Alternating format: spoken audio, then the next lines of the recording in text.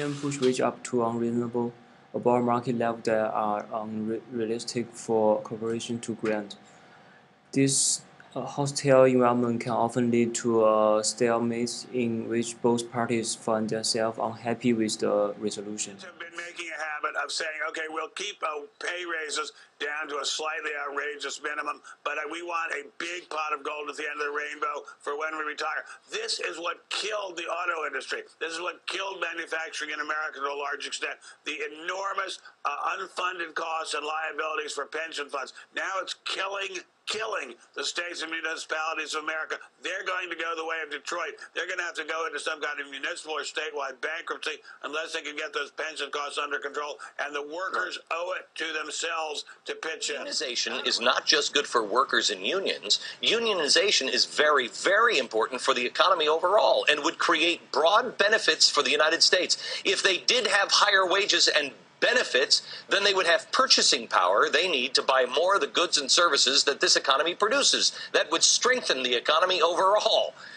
I took like 40 seconds just to think about that one, and I went, well, if unions are so great, wouldn't that mean then Detroit would be Disney World? Shouldn't that be the most prosperous place on earth? However, dissenters would agree that through this collective voice, unions put employees against employers in a way that is counterproductive to working successfully together and finishing the job to the highest standards of quality.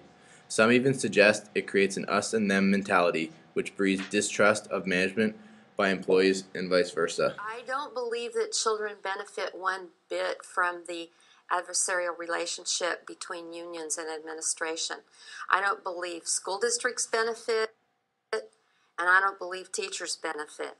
Adversarial, in my opinion, doesn't work, but that's what teachers' unions bring to education, is an adversarial relationship. Those opposed to striking, however, would argue that long strike can often cost employees more than what they receive in a new contract.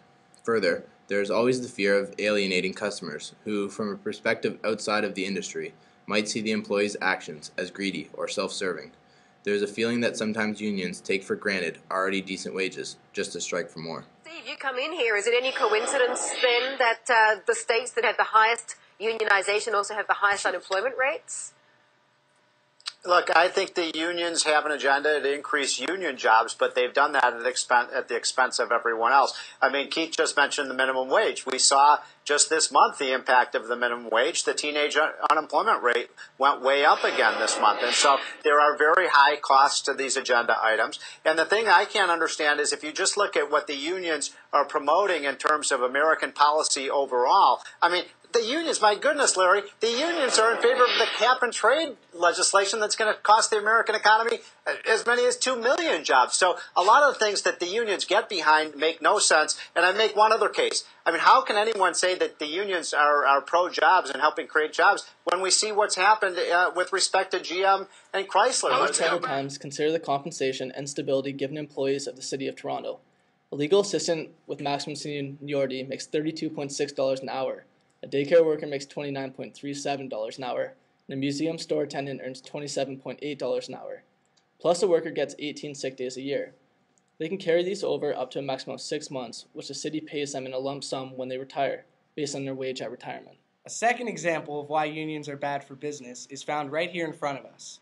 The recent Acadia University strike saw students miss 3 weeks of class and receive next to nothing in terms of compensation for lost education. I don't think the union is interested in excellence in education at all. If they were interested in excellence in education, they would abandon tenure. I would go to the restaurant who's had their cook the longest. I would want to go to the best cook. And we would all do that. Even union people would do that. So why don't we have that system in place?